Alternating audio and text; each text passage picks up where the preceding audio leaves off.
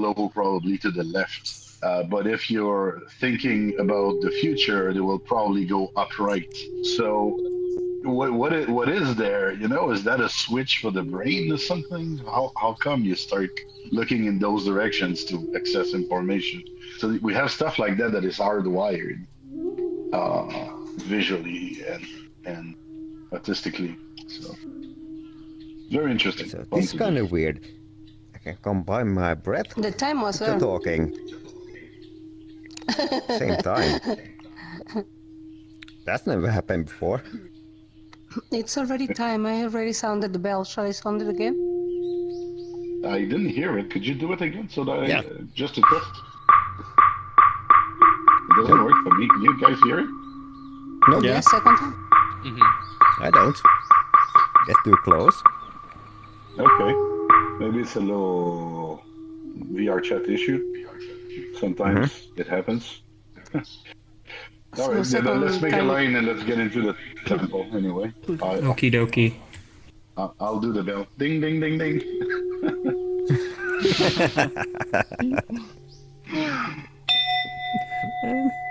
That works.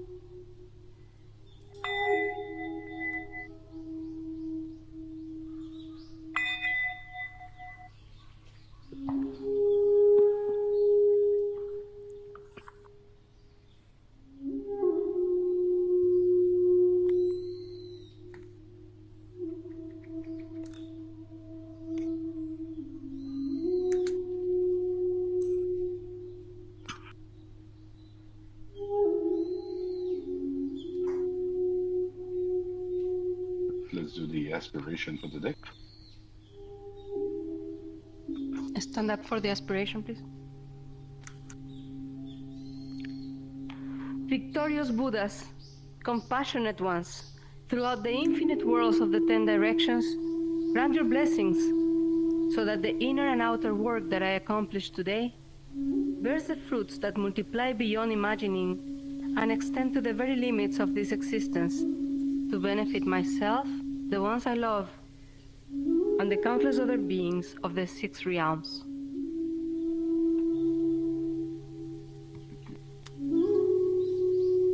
All right, and officially, hello everybody.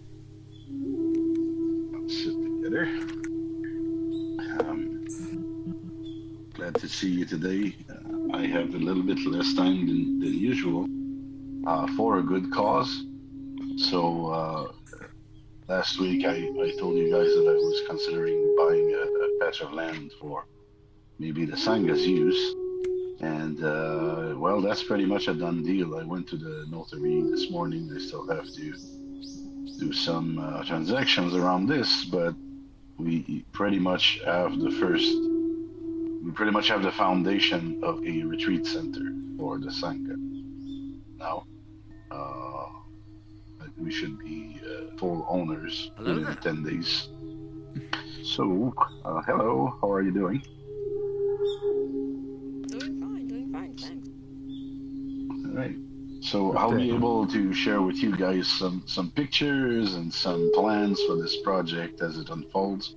Should be pretty awesome. What we're aiming to do is to build a sort of an institute where we can hold events, when we can meditate, where we can accommodate people over short periods for retreats.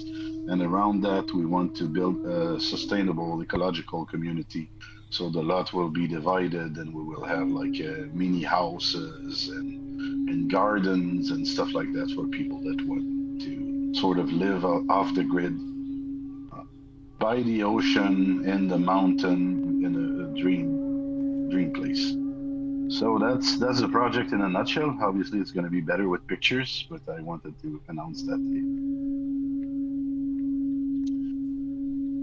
It's in Canada. It's just simpler for me to make it happen in Canada for now. We might open others, later. Who knows? But it's on the Gaspé Peninsula, so that's the extreme east of Canada, by the Atlantic Ocean, at the opening of the Gulf, the St. Lawrence Gulf. So you can look it up, or I can probably post like a Google Maps GPS coordinates. It's just an empty land right now, so not much to see. But we're gonna try and make it awesome. If you are interested to work on that project as volunteers or something like that, well, during the upcoming weeks and months, I'll obviously need some help, and any help from you guys is welcome. And I guess that's about it. So today, what I want to do is we will do a meditation for 10 minutes. We'll get in the mood. And instead of doing a typical commentary like we do usually, I would like to just read the secret sayings to you during meditation. So you can follow the words, you can follow everything that's being said, you try to meditate on it. And then after the sacred sayings, we're going to do another 10 minutes of meditation. And after that, we do a little Q&A. So how do you like this format? You think it can work? Yes. All right. So let's try it. We're going to use the bells. As you know, for those that come often, the bell actually rings automatically every 10 minutes. So we're going to try to do 10 minutes meditation, 10 minutes of reading, and then 10 minutes of meditation. I will guide the first part. It's going to be a calm, abiding Shamatha meditation. And welcome to the new faces. Happy to have you guys. For those wondering, Buddhism, although it is known as a religion, is actually an ancient science of the mind.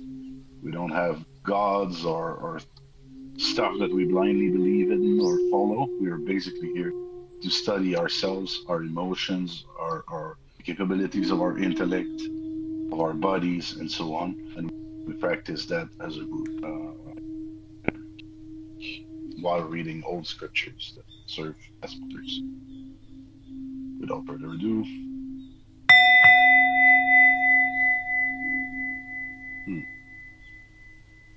let's take a deep breath. If you want to hear the bells, make sure your world volume is up.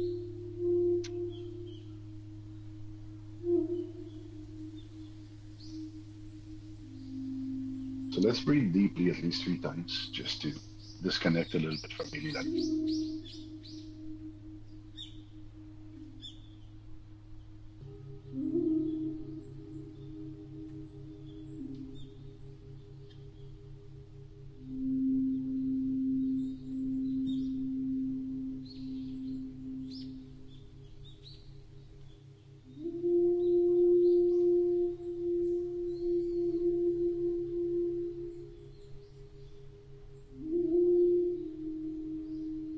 After exhale the 3rd time, let's start relaxing the body, starting with the top of our head. So just bring your attention there. You can close your eyes if it helps you in the initial stage. However, usually we just keep them 3/4 closed. So let's do that. Let's bring our attention to the top of our head. We will relax the muscles of our scalp first. And then we just kind of scan the body and find the tensions and release them one by one. You feel that your muscles are tense, you just make sure that they can relax. So scan the scalp and then move down at the height of your eyebrows and relax that. If you're sitting a lot in front of a screen or in a VR headset, you will find typically tensions there. Your muscles around the eyes might be tired. It might be sort of jumpy. So make sure that all the area around the eyelids, the eye socket basically, and your upper cheek, all of that feels natural. Effortlessly. Don't struggle to keep your eyes closed. Don't try to keep them open. Just let them completely natural. Then you want to release the other muscles of your head. So around your ears, lower cheek, the jaw. Extend. The tongue should be simply resting against your palate very comfortably. You don't have to clench your teeth. You can relax those muscles also entirely so that a little bit of air could pass through the lips or your lips could be touching. What we're doing right now is called the 7-point of meditation training. So I guess it's the deluxe version. So you can then rest the muscles behind your head, your upper neck. Relax your neck entirely, and then your shoulder. And one most important point about a good meditation posture is to have your neck, your head, and your back in a very upright axis. You basically want your spine to support you naturally. So one thing I always recommend is that you can swing yourself a little bit, swing your body a little bit back and forth, and then let it fall into its own axis. And then you can do that sideways as well. You just give it a little swing and let it fall to its center. And that pretty much guarantees that you develop tensions in your back. So make sure that your arms are relaxed. You can let them sit comfortably in abs. You don't have to do anything particular with your hands. Just let them very relaxed. Relax your fingers. Your chest and upper back should be soft, relaxed as well. So if you feel that it's sore firm or tense, maybe your arms are too far in front of you. So try to bring them closer to you so that they become soft again. You can relax your belly and flanks and the lower back area. Let's take another deep breath. Settle it.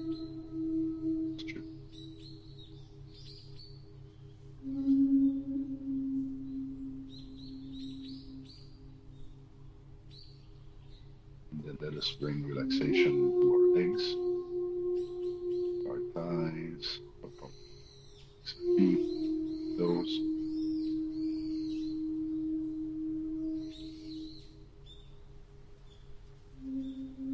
Sure.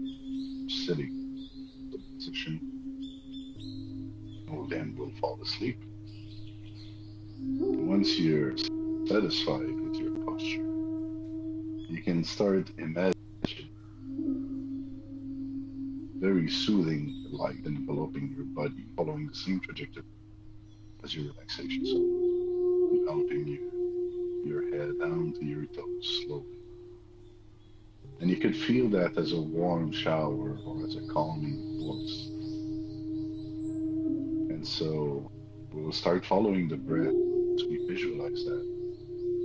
And we will feel a little bit more relaxed every time we exhale. Get in breath, inhale naturally. Take a little pause after you then exhale.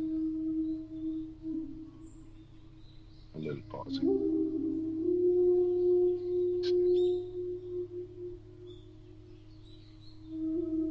And during the pause, we can contemplate the void. We can contemplate the ground from which our breath arises and to which our breath goes back to that. And we can occupy the mind with the things of the breath like this so that it does not wander away, forgets about daily.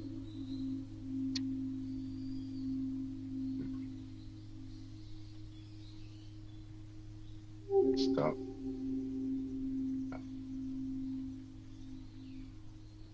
Stop.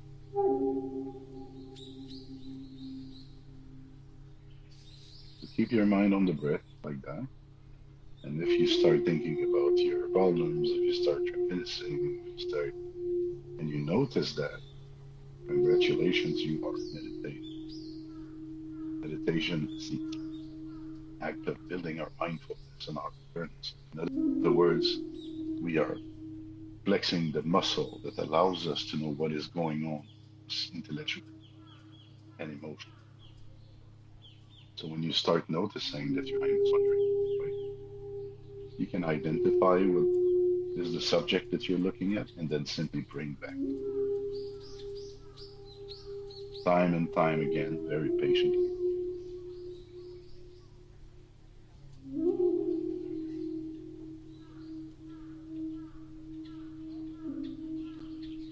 You feel an urge to do something else. You use your phone to get the keyboard to open the menu. Well, that's desire. So you can be aware of that as well, and you can be aware of the strength of the pulsion and refuse to follow the pulsion. Send your mind back to your breath.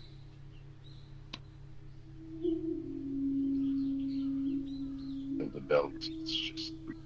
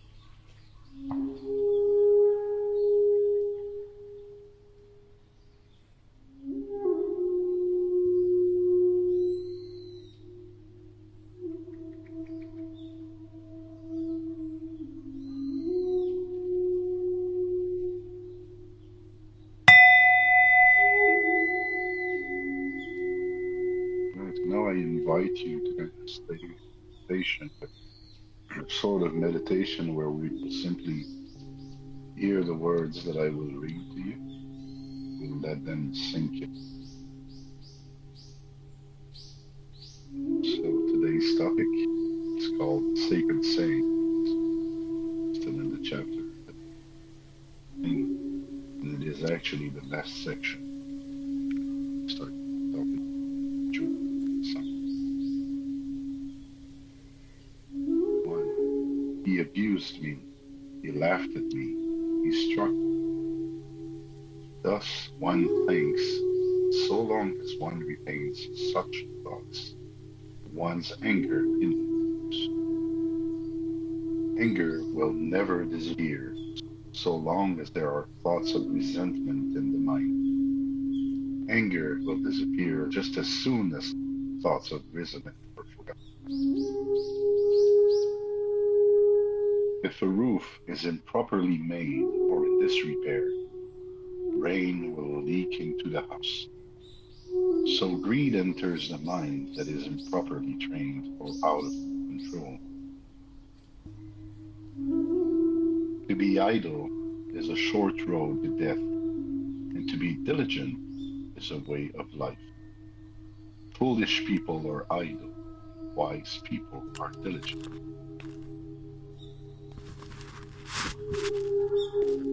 An arrow maker tries to make his arrows straight, so a wise man tries to keep his mind straight. A disturbed mind is forever active, jumping hither and thither, and is hard to control. But a tranquil mind is peaceful. Therefore, it is wise to keep the mind under control.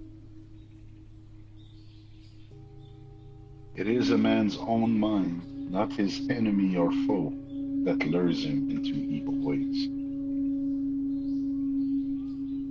one who protects his mind from greed, anger, and foolishness is the one who enjoys real, lasting peace.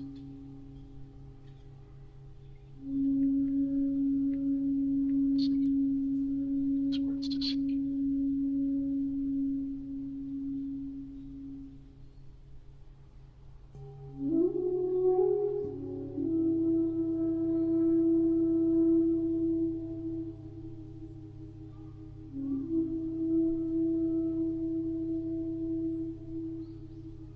Two, utter pleasant words without practicing them is like a fine flower without fragrance.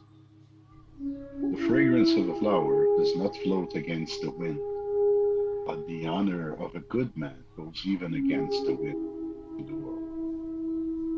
The night seems long to a sleepless person, and a journey seems long to a weary traveler. So the time of delusion and suffering seems long to a person who does not know the right teaching.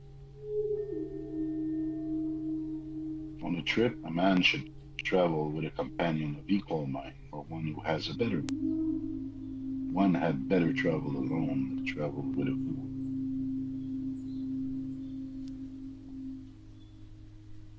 An insincere and evil friend is more to be feared than a wild beast.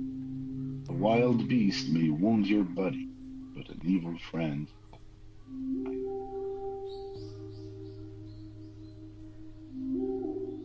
So long as man cannot control his own mind, how can he get any satisfaction from thinking such thoughts as this? This is my son, or this is my treasure.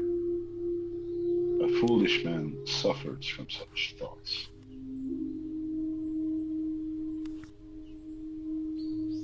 To be foolish and to recognize that one is a fool is better than to be foolish and imagine that one is wise.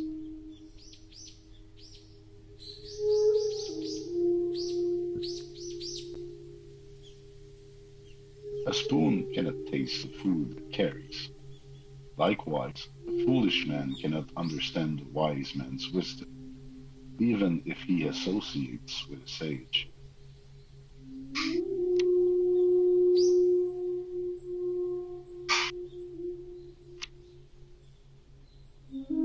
Fresh milk is often slow to cook, so sinful actions do not always bring immediate results. Sinful actions are more like coals of fire that are hidden in the ashes and keep on smoldering, finally causing a greater fire. A person is foolish to desire privileges, promotion, profits, or honor, for such desires can never bring happiness, but will bring suffering instead.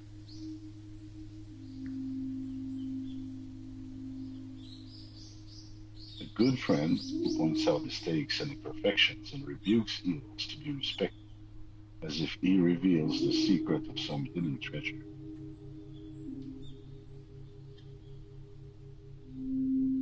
Section 2. Put a few breaths into the saying here that most resonated with you.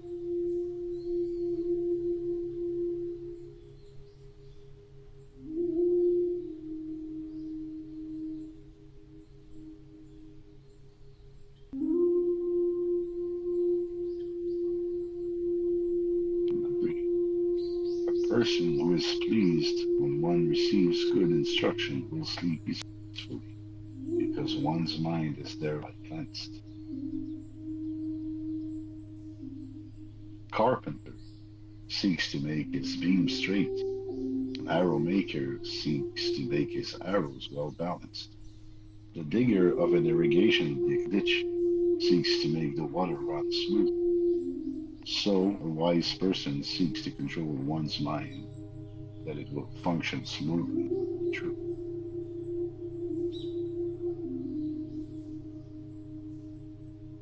The great rock is not disturbed by the wind. The mind of a wise person is not disturbed by either honor.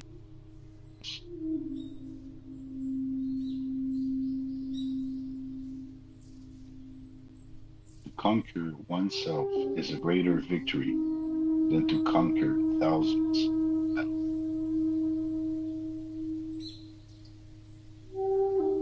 To live a single day and hear a good teaching is better than to live 100 years without knowing such privilege.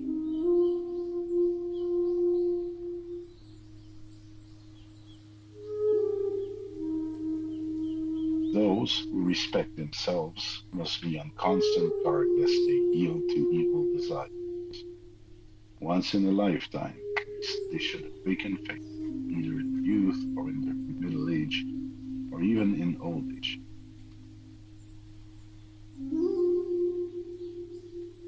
The world is always burning, burning with the fires of greed, anger, and foolishness. One should flee from such dangers as soon as possible. The world is like a bubble. It is like the groshammer web of a spider. It is like the defilement in a dirty jar. One should constantly protect the pure.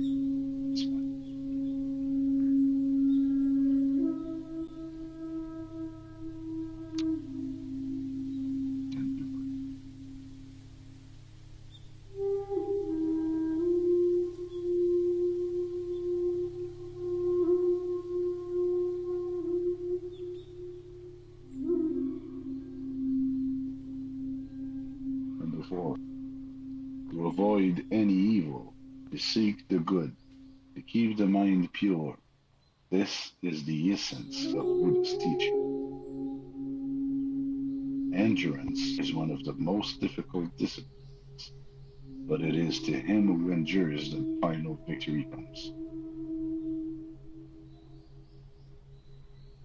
One must remove resentment. He is feeling resentment. One must remove sorrow. He is in the midst of sorrow. One must remove greediness while he is steeped in greed. To live a pure, unselfish life, one must count nothing as one's own in the midst of abundance.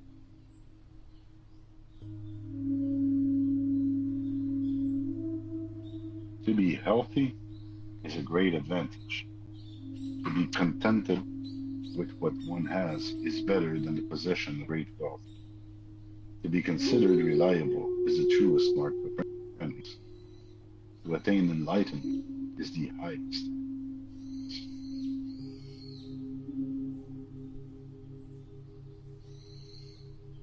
When one has the feeling of dislike for evil, when one feels strengthened, when one finds pleasure in listening to good teachings, when one has these feelings and appreciates them, one is free of fear.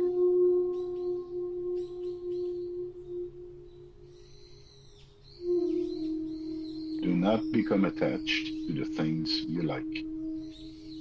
Do not maintain aversions to the things you don't like. Sorrow, fear, and bondage come from one's likes and dislikes.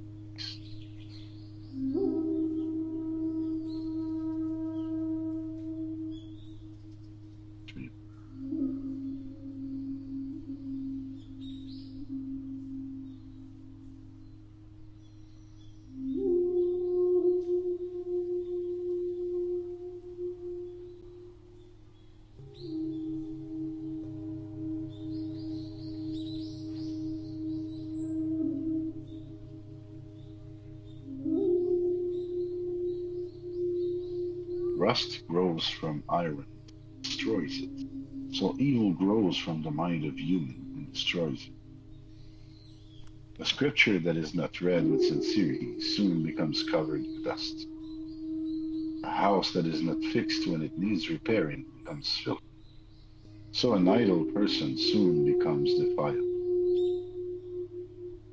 Impure acts defile a person. Stinginess defiles another.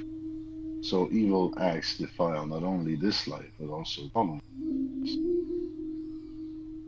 But the defilement to be most dreaded is the defilement of ignorance. A person cannot hope to purify either one's body or mind until ignorance is removed. It is easy to slip into shamelessness, to be pert and bold like Rome. to hurt others without any feeling of regret for such action. It is hard indeed to feel humble, to know respect and honor, to get rid of all attachments, to keep pure in thought and deed, and to become wise.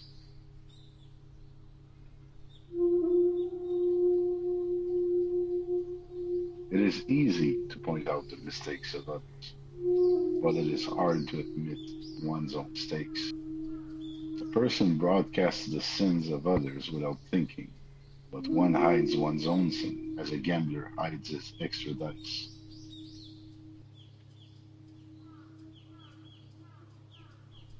The sky holds no trace of bird smoke or storm.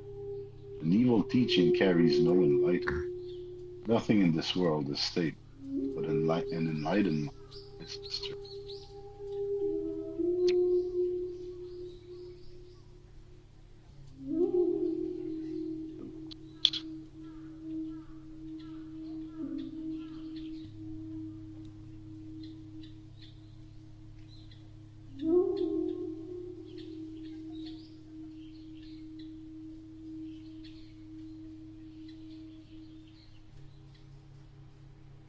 Number 6.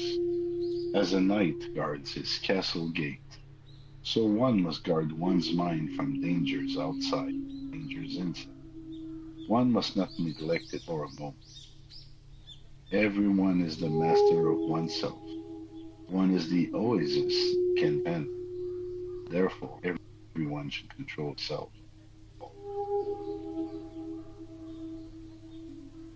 The first steps towards spiritual freedom from the worldly bonds and fetters are to control one's mind, to stop idle talk, and to be somewhat pensive. The sun makes the day bright, the moon makes the night beautiful. Discipline adds to the dignity of a warrior, so quiet meditation distinguishes the seeker.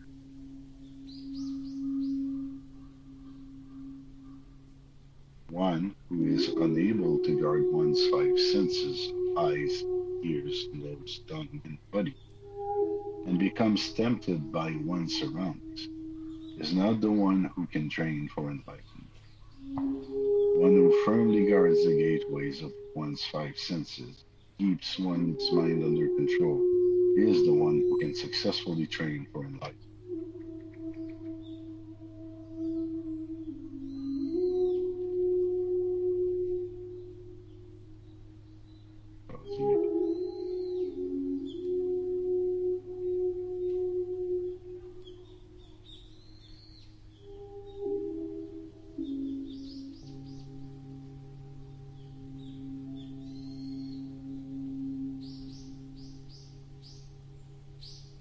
Number 7. One who is influenced by one's likes and dislikes cannot rightly understand the significance of circumstances and tends to be overcome by them. One who is free from attachment rightly understands circumstances, and to one's all things become new and significant.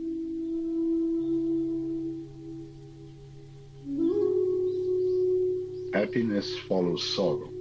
Sorrow follows happiness. But when one no longer discriminates between happiness and sorrow, a good deed and a bad deed, one is able to realize freedom. To worry in anticipation or to cherish regret for the past is like the reeds that are cut.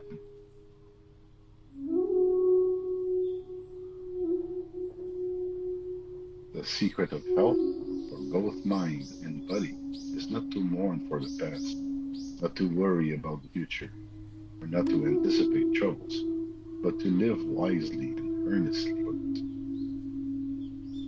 Do not dwell in the past, do not dream of the future. Concentrate the mind in the present. It is worthy to perform the present duty well and without failure. Do not seek to avoid or postpone it till tomorrow. By acting now, one can live good. Wisdom is the best guide, faith is the best companion. One must try to escape from the darkness of ignorance itself and seek the light and enlightenment. If a person's body and mind are under control, one should give evidence of virtuous deeds. This is a sacred duty. Faith will then be his wealth. Sincerity will give his life a sweet savor, and to accumulate virtues will be a sacred task. On life's journey, faith is nourishment. Virtuous deeds are a shelter. Wisdom is the light by day, and right mindfulness is the protection. If a person lives a pure life, nothing can destroy it. If one has conquered greed, nothing can limit his freedom. One should forget oneself for the sake of one's family. One should forget one's family for the sake of one's village. One should forget one's village for the sake of the nation. And one should forget everything for the sake. Everything is changeable. Everything appears and disappears. There is no blissful peace until one passes beyond agony.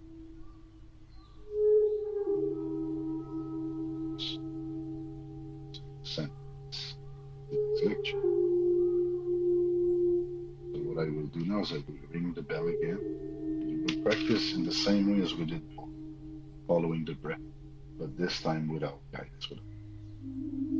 Just abide in calmness and watch the mind and bring it back when it.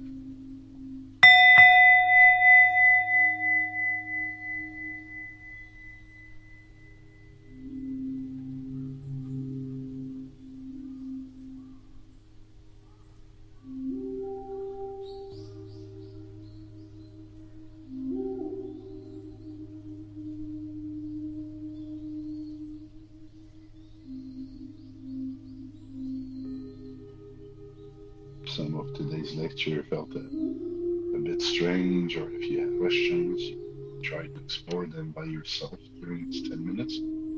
Or you could share at the end of it and ask questions about anything.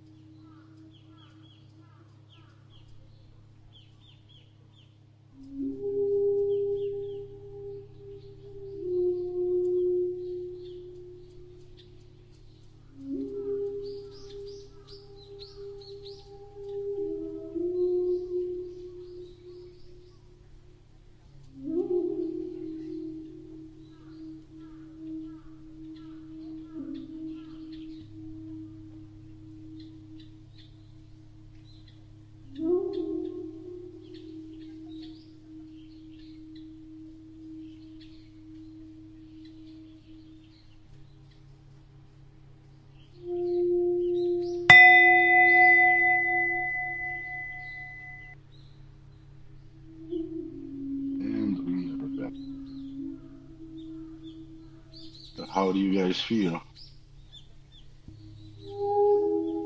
Almost fell asleep.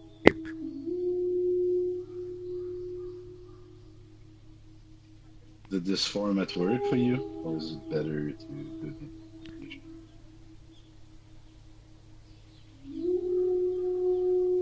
I find it nicer the other way. Yeah. So much meditation. By the way, we don't talk enough about meditation itself.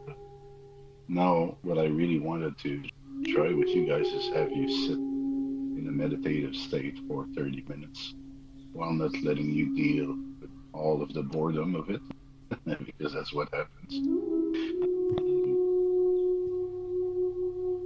There is no real perfect duration for meditation. Traditionally, a ton is 40 minutes long. You can do half a ton, which is 20 minutes in a session. You could do 5 minutes if that's what you can bear, and even 1 minute is good. Or watching your mind once or twice during is good. But the real meditation practice is the one that you carry with you in the world. It's when you really become mindful of what's happening within your mind and your body at all times. And that way, instead of losing control and sidetracking yourself and falling into panic and anxiety and depression and all kinds of difficult feelings that we have, well, you can actually catch the feeling as it arises and you can uproot or you can let it go.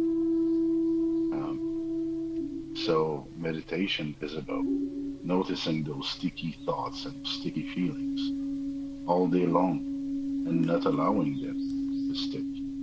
So it's adding a layer of Teflon to your mind in a way where you can be a witness to everything happening, but you don't get stuck. You don't have to scratch the plates afterwards for years because it didn't stick. So it's a way not to be traumatized anymore. It's a way to become unshakable, and it's the way to Nirvana, to blissful living. So that's what meditation is about. So if you meditate only on the question, well, it's good to learn the craft, but it's not very useful. What you need to do is meditate pretty much all the time. And I'll come back with a little trick that I give once in a while. If you have a smartphone, which I know you do, you can try setting alarms, discrete alarms or vibrations, once every 30 minutes, once every hour, once every 3 hours, whatever suits you. And it's a special alarm. It's a call to attention. Whenever you hear that ringing or you feel that vibration, you should remember to go back in yourself and look at your mind state, look at your emotional state. And assisted by your device that is always with you, you will start developing the discipline of looking in frequently. And that's very, very good to help stabilize meditation practice. Myself, I walked along with an alarm like that for, I don't know, 2 or 3 years as I was working during my work day. Sometimes I would get caught up in stress or in a discussion with a colleague or whatever, and then this little thing would ring. I would ask myself, what am I stuck in? And I would identify and let go and resume my day in a much healthier. So I strongly suggest you try something simple. If you don't like alarms, it could be a bracelet that you are wearing. Now this is what I'm doing. I wear my mala, which is beads, Buddhist beads, if you will. I use it for meditation, but I also wear it on my wrist all the time. And whenever I see it, it's sort of a reminder of the choices I've made. I have a long beard for those that saw me in real life also, and my beard is also a sadhana. It's a representation of the vow I took. So whenever I see my beard, I remember that I am a practitioner and that I need to meditate. So you can plant visual cues like this on your body or in your environment to remind you of what you most need to practice, and that will help you stay able to deepen. You understand? To have a poster of the Eightfold Path, for example, or of precepts, these all act as very good in a household. You can have an altar, that's even better. Meditation is very, very important. The scriptures are good, but they're open to interpretation. Meditation and knowing yourself is not. Noticing what's going in your mind and your heart is not open to interpretation. It's you finding out about yourself. And as you do, you discover that you are finding out about every other human on the planet. And even about animals, and even about plants, and even about wind and water and fire and the earth. It's a beautiful, this is very intimate. And although it's probably the least spectacular teaching of everything that we do here, it is the most important. So, do you guys have any questions about what's been read today, or any things that made you wonder, or connected maybe with you?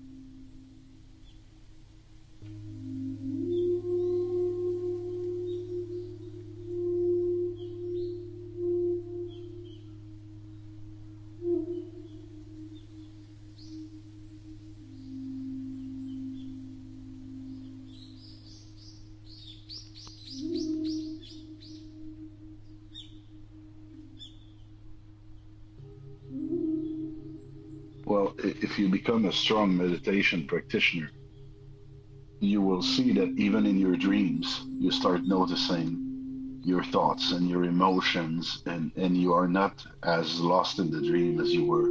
So most of your dreams become conscious for a while.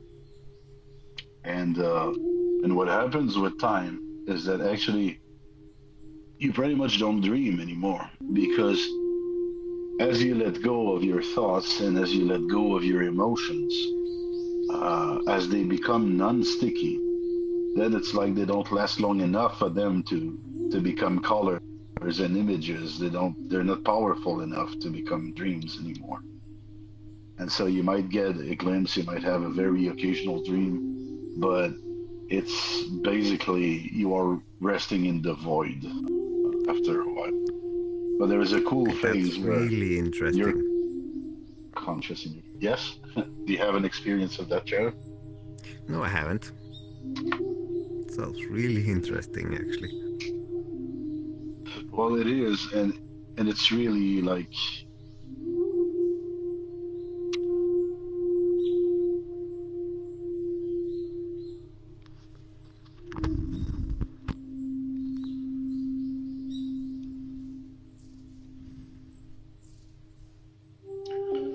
Yeah, so the way most of us experience the void is through a feeling of insufficiency. Like, I don't have what it takes to go through life and to be happy in life or to be a success in life. And so we start filling ourselves with all kinds of confirmation, with diplomas that confirm that we have learned, with good-looking wives that confirm that we also look good and that we can procreate, with cars that confirm our status, and other objects of the sort. So since we cannot be full of ourselves, we fill ourselves with all of those things and we use them as building blocks of our identity. When we introduce ourselves to someone, we never say like, hey, hello, I'm a human being, you know? No, we say, I'm a lawyer, or I'm a business person, or I'm a meditator. We always have a label that is trying to convey what we're the most proud of. Some people will say, I'm an artist. Or some will introduce themselves and say, oh, I'm known as the funny guy. So that little thing that we're proud of, that is completely usually external, or that came back from external feedback, is what we use to build our persona and to present to the world. However, this is just us faking it. This is not a true identity. It's just a snapshot in time of who we can be or who we have been. But it would be very sad if I was limited to the funny guy or to the lawyer, because there are so many dimensions to my life that wouldn't exist. And this is this void, actually. All of those dimensions of our lives that we have not tried, that is a bit scary. So yeah, we can start filling ourselves. Some people, they build muscles to compensate. Some people fill themselves with a tragedy, and they represent that tragedy everywhere. And others will use their heroic acts instead and try to represent themselves as heroes everywhere. But basically, that's just us struggling to find meaning to our own life and to find a real identity. We're covering it up with stories, those uniforms and those objects. So to remove those layers, to look at yourself, calling yourself a fireman and getting rid of that, getting rid of your muscles, getting rid of your BMW, getting rid of your iPhone, and being there looking at yourself dead in the eye, completely naked, in a state of complete uncertainty, is where you actually will encounter your true self. And when you start to being comfortable with this, in a way, is when you can truly, truly meditate, truly stabilize your practice. Because it is very much, enlightenment is very much walking in this world naked, being sensitive and vulnerable to the things around, being able to receive them and let them touch us, and also allowing ourselves to touch the world and to be received by them. So when we reach that level of synergy, where I always like to call, as you guys know, we are dancing harmoniously with the world, but with the full range of feeling and curiosity and physical sensation, a full experience that is free, not in a box and not limited by labels. This is as enlightened as you can expect to be. So that's the big thing there with the void. We are really void of a single entity, because we are star stuff. We are a piece of the universe that is conscious and that is looking at itself. We are human beings, but just temporary. After that, we might be grass and trees, and why not asteroids? Right? We might become a piece of another galaxy at some point. So this human persona that we have right now is pretty much temporary, and the arising of certain conditions. It should not define us, because we are not a static thing. We are a flux. We are something that is evolving from the moment that we are born into this world, and I'm not referring to your human birth, to the moment that you disappear, which I'm not sure if that exists. Right? Is the universe very good at recycling? So that's the true identity there. That piece of the universe that is constantly recycled. So is that a lawyer? Probably not. So we need to deal with that. We need to deal with the fact that we're as empty as the universe seems to be. But at the same time, we're as full as the universe is. And walking and having a daily routine with that in the back of our minds is how we can carry water and chop wood through our awakening. Does that make sense to you, Casper?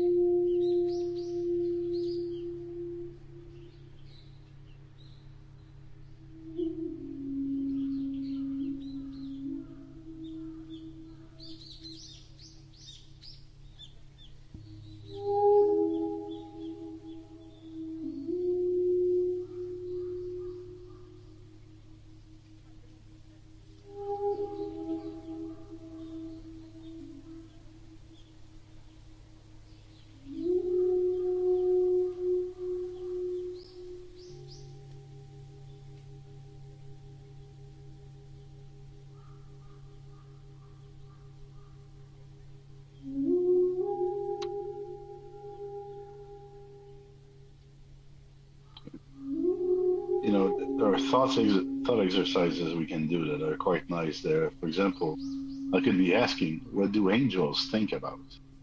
If we go back into Catholic territories. Because we are told, that we die, and if we had a good life, our soul go up in paradise. Sort of angels, I guess, or at least ascended beings. So what do these ascended beings think about? I certainly hope that they're not thinking about what they're going to do at work today, or tomorrow, or next week. I certainly hope they're not trying to save cash to buy a house up there. I hope they're not worrying about what makes them anxious. I hope they're not anxious at all. But also, I hope they don't spend 100% of their time remembering those maybe, 57 years that they spent on Earth before they died for eternity. Because that would be hell, not paradise, right? So what do angels think about? What would it make sense for an angel to think about? And the answer is probably nothing, or something that is way, way, way beyond our human existence. Like they might be thinking about the order of the universe, and how cards hold together, and how is it possible that they're walking on them or something. But they would have preoccupations that are not human preoccupations anymore. So in a way, when you pass, no matter what our respective mythologies tell us, there's a change of state. I don't believe that the mind is lost. I believe that there's mind stuff in the universe, and that a sunflower that turns her head or petals towards the sun is somehow conscious of its environment, in the same way that if I call a dog, it will turn its head and look at me. And in the same way that we are conscious of there is a shared consciousness in the universe across not only humanity, but across species, and even across realms of living beings. So yeah, probably this super conscience persists after we die. For me, it's just a matter of how it was interpreted and how the meanings were lost in those big religions. Because I think that they're all pretty much saying the same thing. Like there's a universal order. You can call it God, you can call it science, you can call it black matter, whatever you want. But basically there is something that's holding the universe together that is beyond human understanding. And we have a tiny little part to play. And the way we play will determine whether we are happy or sad during the short ride we get here. But yes, you're right that Buddhist interpretation seems much more down to earth than, Heavenly Father figures. Yeah, I want to respect that. But for me, it's more difficult to accept.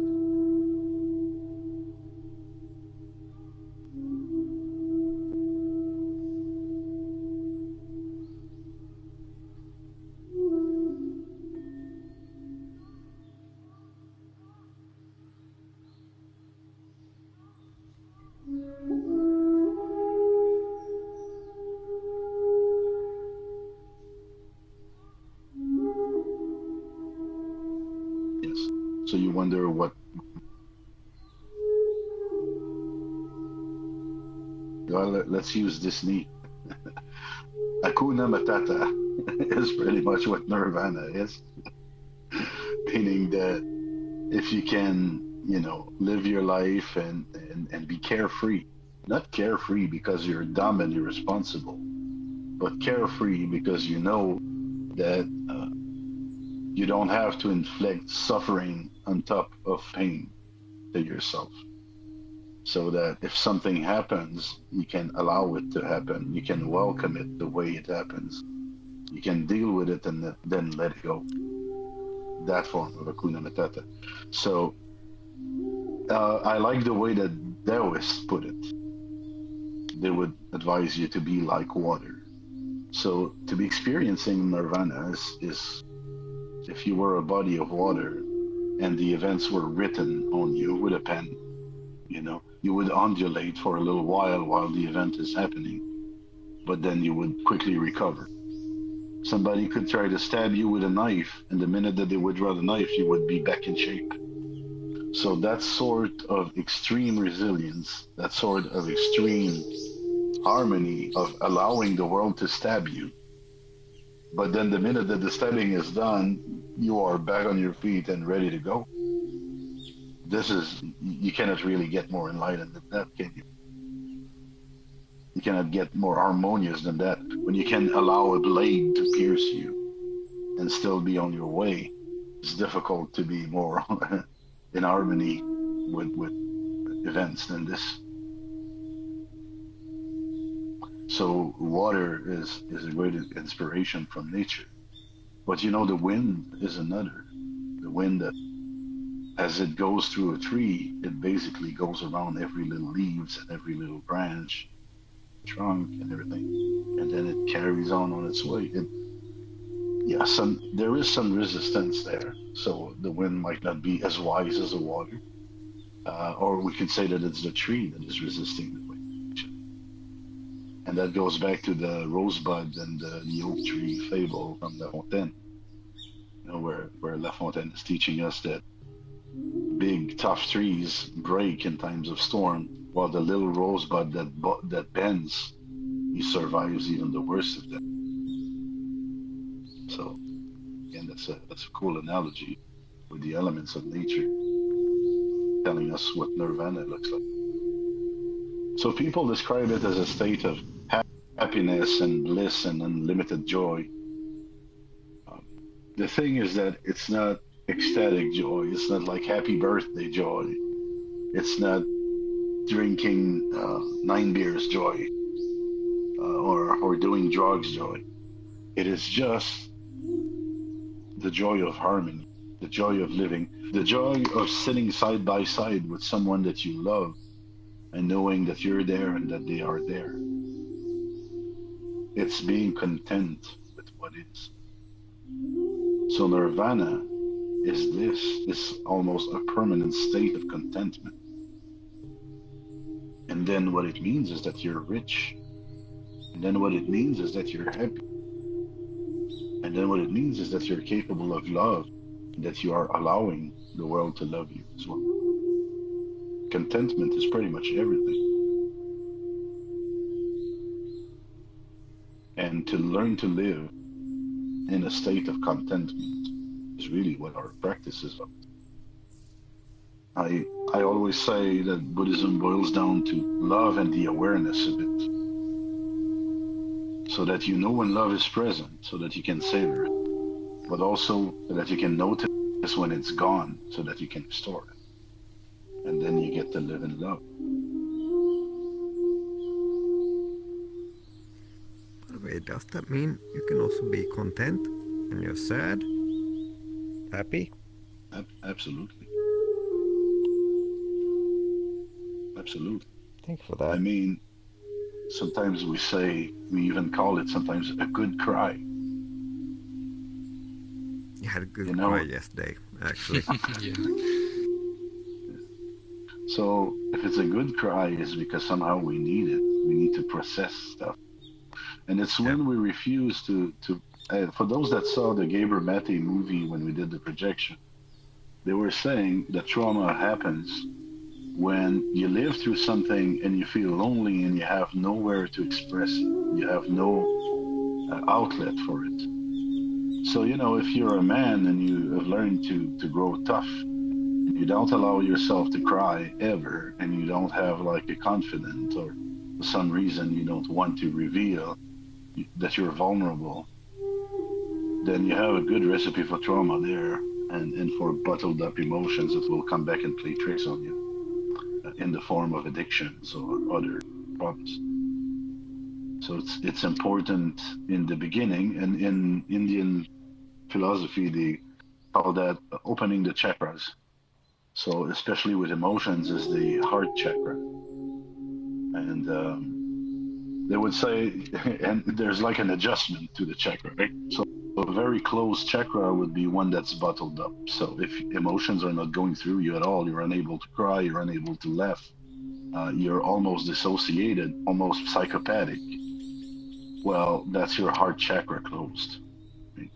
On the other hand, if somebody makes a small compliment to you and you're ecstatic for the next 3 weeks, then your heart chakra is too open.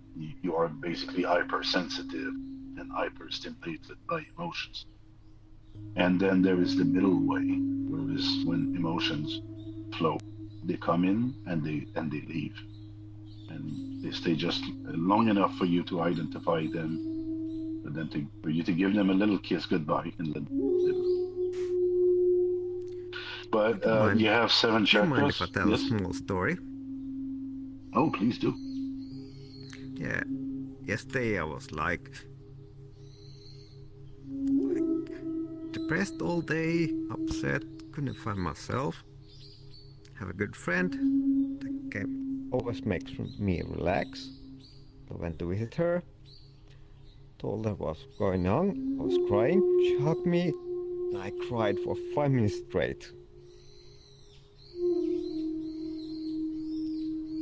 That really helped me. And then we spent like 20 minutes just being alone, saying nothing at all. And I slept really well after that.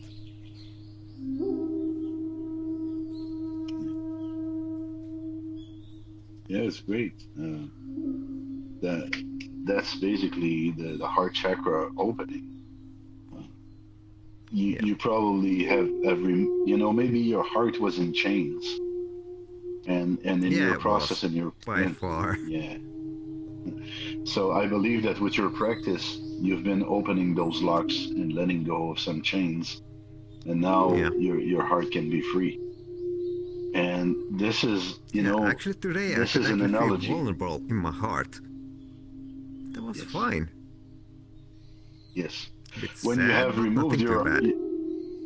when you can remove your armor, as you are removing your armor, you accept that you can be hurt, right? Yeah. Yeah, totally. Then this is really getting back in touch with your emotions and accepting to be vulnerable again. But this idea of removing the armor and the shackles, I guess, is universal in Buddhism, because we are also shackled to ideas in our mind.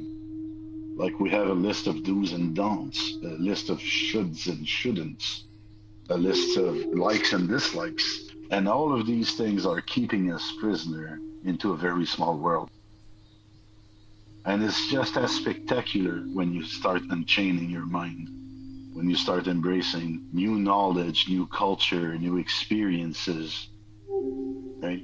That's what Buddhism is about. And that's what makes Nirvana such a wonderful experience, because you're bringing into your life colors that were not there before, and flavors that were not there before, and emotions that you refuse to feel. So for the first time in your life, you are becoming fully human. Unfortunately, just want to close with this, is that unfortunately the process of education in our society is pretty much a process of putting people in chains. We give them an ethical code, a moral code of conduct. We tell them which emotions are acceptable or not in public, or as a man or as a woman. And then we give them certainties about dates and about history that are actually falsehoods. And we teach all of that bullcrap to our young, to the best the society has to offer little innocent beings. And so we fill them with crap, and we put them in intellectual and emotional and physical prison. And then we tell them, lead the world.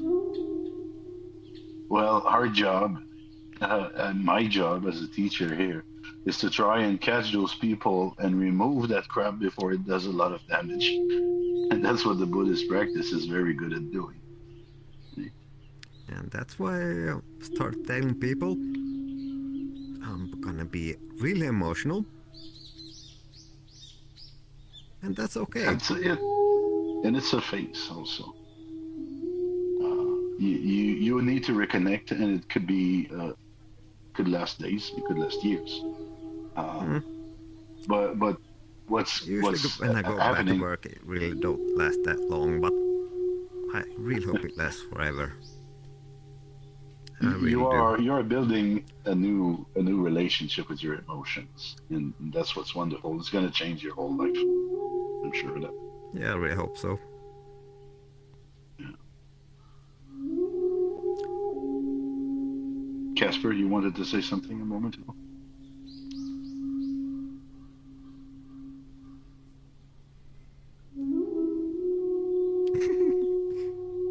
Shackle. The chains, the shackles. Yeah. Yeah.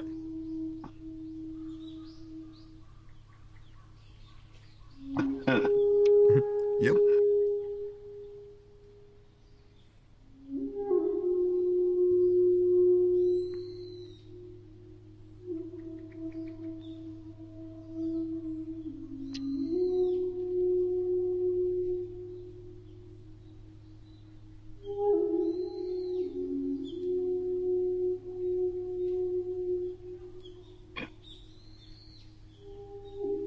Yeah.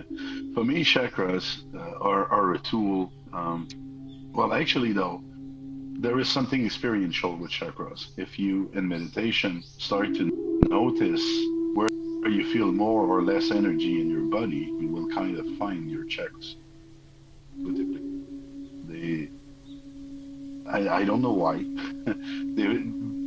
As far as I know, science has never found really those channels or anything. But for example, the solar plexus is in meditation. If you start concentrating on it, you might feel that there's something that is kind of shaky, that is kind of touchy there, but that is also has a lot of energetic potential. So that's definitely one of the chakras, and it's there. But then you have the crow, the throat, you have the fontanella, you have the third eye, and if you concentrate on any of these during meditation, you will feel that it's something a bit special. It's like I think it's junctions of nerves.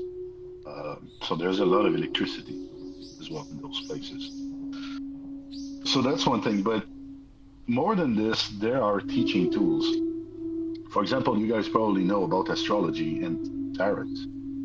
And people recognize themselves when they read the horoscope or when they draw a tarot card. And the reason for that is that they're kind of built those, I like to call them games or maybe science. I don't know. I don't know what to refer to those crafts, let's say. They are built with universal human emotions and conditions and advices. If I reach out to a tarot deck and pick the card, the king, just before I ask the question, say, how will my work life go? Or next week, I can ask that to the tarot, or give me an advice about work, and I take the king. Well, maybe the king is telling me that I am in a strong position. Maybe it's telling me that I'm being arrogant. Maybe it's telling me that my superior will do something. So there's an emperor somewhere that I have to find in my life, and when I find it, I can make sense of the card, right? If it had been a woman, I would have gone on another search. If the card had been temperance, I would have been looking at excesses. And no doubt that every time in our lives there is an emperor, there is a queen, there is a need for temperance, there is a need to be reasonable.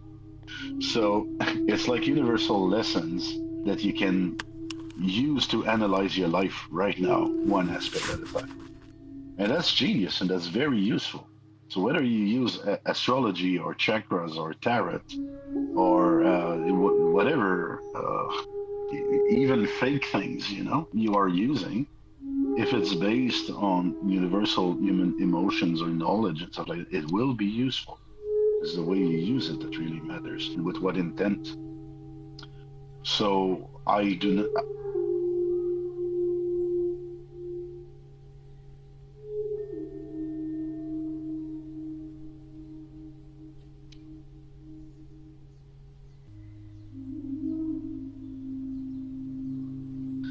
Yeah, well, it's also a very relatable tool. If you look at a tarot deck, you have four energies in the tarot deck. One is money. One is hearts. Well, actually, is the cups, but that represents love. And then you have like the fights. And then I don't remember which one. Oh, there's like magic or the spiritual, right? So people that go to a tarot session, everybody wants to know the same thing. They want to know how they're going to do professionally, and that's the fights. They want to know how they're going to do about money, and so that we have the money cards. And they want to know what's going to happen about love. And then once they have exhausted those first three questions, they want to know, will they travel? Will they do something cool? Will they connect with people? And that's on the spiritual side. Every single person that calls an astrologist or sits in the tarot session is asking about these things. So it's not by any means magic. And even if you were scamming people, you're kind of telling them what they want to hear. So it is a tool. The thing is that you can, if you're wise enough, you can actually give good advices based on what the cards are telling. But if you're dumb, you're gonna give dumb advice, or you're just gonna tell them what they want to hear, and they're gonna take that to the bank, thinking that they have received the oracle. Right? So that's my understanding of these things, anyway. Yeah, even a rock, can be useful in life. It depends how you hold it and how you relate to the rock. Maybe this relates to seeing everything as Dharma. Like when we find a teaching in the line of the newspaper that we are reading, or in the smile of a child in the middle of the street, or in anything that happens to us. Let's speak about that. Since I reconnected with my own emotions, sometimes I'm watching a movie and I see a child smile and I start crying. And I've been experiencing that kind of unexpectedly, or it could have been a beautiful image or a little bird or whatever. But I just see something marvelous of life, and it strikes a chord and it makes me cry. And I realized, because Julia is saying that everything is Dharma, I realized that what I'm experiencing is the transiency of my own life. It's like a super big feeling of gratefulness, like, wow, thank you. Thank you, universe, for letting me experience the beauty of that smile or of that bird or of that nature, because I'll be dead soon and I don't know if I will be experiencing that anymore. So for me, it's just that it's a feeling of passing beauty, and that deserves a tear. Shogun Trungpa used to say that to be enlightened is to walk the earth with a broken heart, and that's a definition that I really like as well. Because if you are really able to fall in love with the world, then you cannot turn a blind eye to the destruction of the world and the destruction of life also. And so that's the real meaning of compassion and metta in Buddhism. Yes, Dragon? I must go. Oh, please. Thank you for joining us today. Thank you for teaching. Well, have a good day. And actually, I have to say what you said right now. yes. Made me cry a tiny bit. Yeah. Well, that's it. We have to reach down there, and we may have a period where we're hypersensitive. But what is very important is, let us not shield ourselves from life. Mm-hmm. When you do not allow life to touch you, when you do not allow another being to touch you, you're as good as dead. That's the bottom line of this, right? So it's only by emotions exist for us to live them, and it's only through living them that we can feel fully.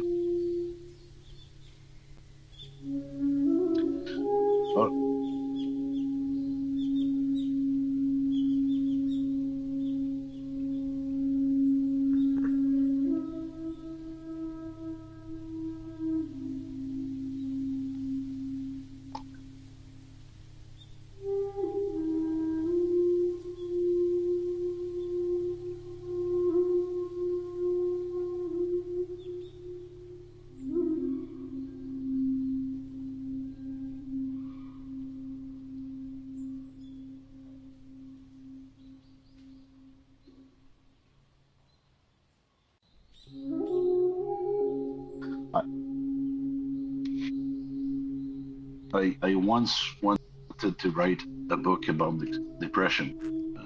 I went through a very strong episode of depression in my teens. I basically locked myself in darkness for 2 years.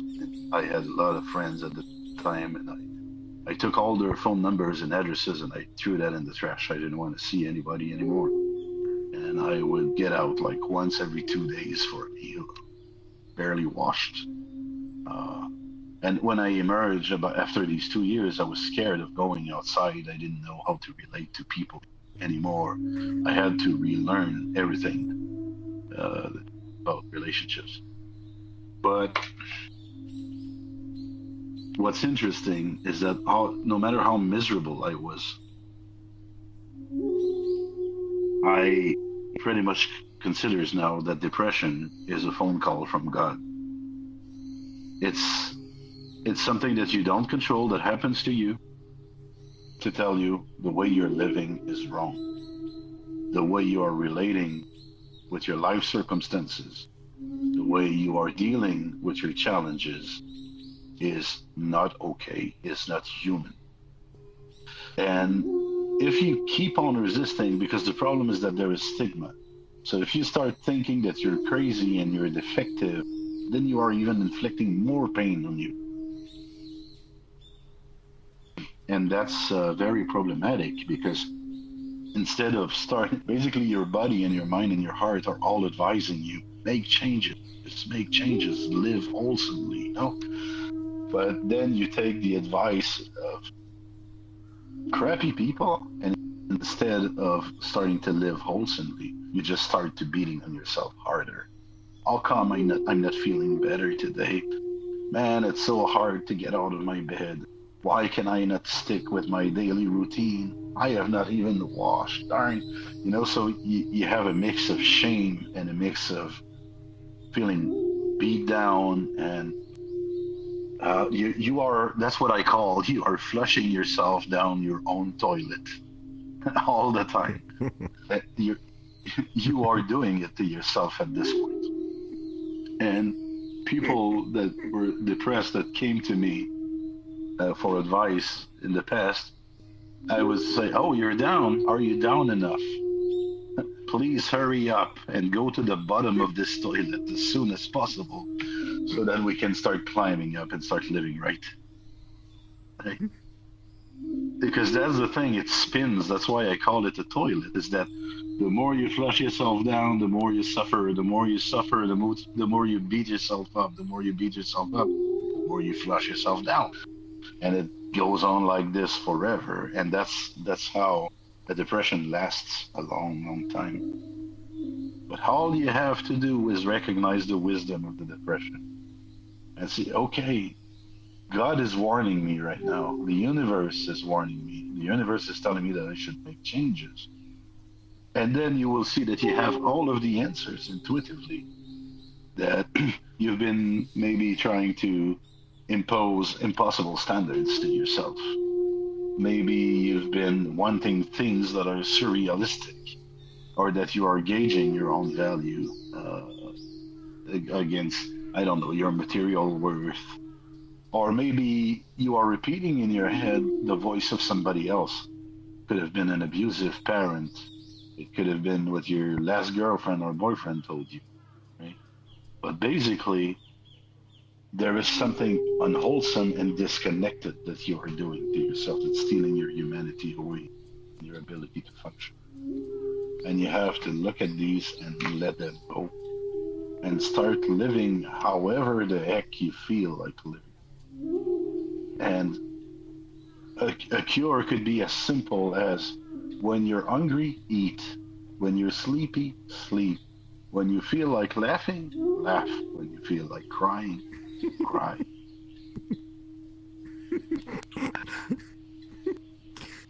I can't hold it You find that funny, emotional. Jack? I guess he felt like laughing. I warned you. Yes.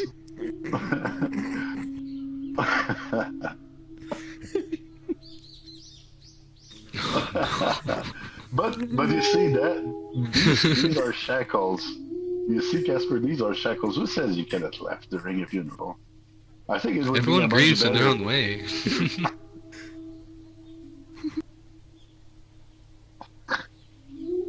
Oh god. You are all you are all invited to dance on my lot when I pass away. you can choose the music, Casper. No. In your own retreat.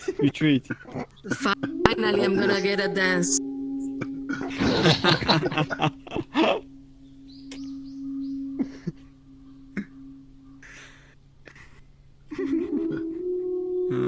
You can dance in front. All right, guys, let's do that as a homework this week. Keep your hearts open. Try to be connected with the life around you without freaking out about it. And Will do. thank you for being here today. It was fun. Thank you. Thank you. Let's do the dedication together.